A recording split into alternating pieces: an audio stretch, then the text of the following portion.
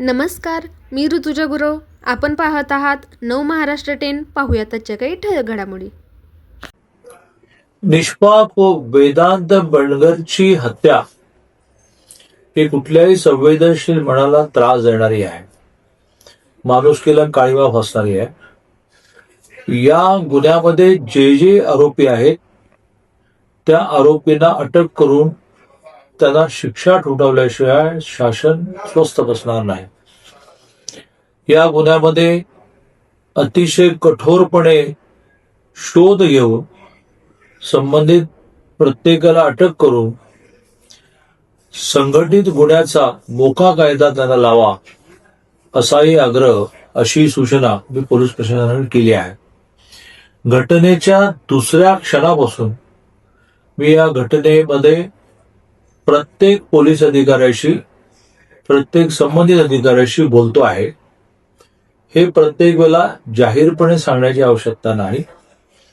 या सततच्या कोऑर्डिनेशनमुळे यातले 2 मुख्य आरोपी, प्रामुख्याने निलेश गडदे आणि त्याचा साथीदार अतुल वायदंडे, या दोघांना अटक करण्यात आली.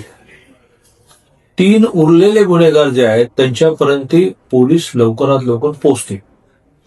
आता हा गुन्हा जो आहे तो स्थानिक गुन्हे शाखेकडे वर्ग केला आहे. अप्पर पोलीस अधीक्षकांच्या थेट मार्गदर्शनाखाली तपास सुरू आहे आणि लवकरात लवकर याची चार्जशीट तयार होईल आणि त्या संदर्भामध्ये जिल्हा मुख्य न्यायाधीशांशी बोलून ही केस फास्ट ट्रॅकवर कशी घेता येईल, लवकर निकाल कसा लावता येईल, याच्यात दिरंगाई कसे होणार नाही याचा स्वतः मी प्रयत्न करणार आहे. प्रामुख्याने या गुन्ह्याला संघटित गुन्हेगारी असल्यामुळे लवकरात लवकर सगळी कागदपत्र पूर्ण करून मोकाई लावण्याची सूचना मी दिलेली आहे.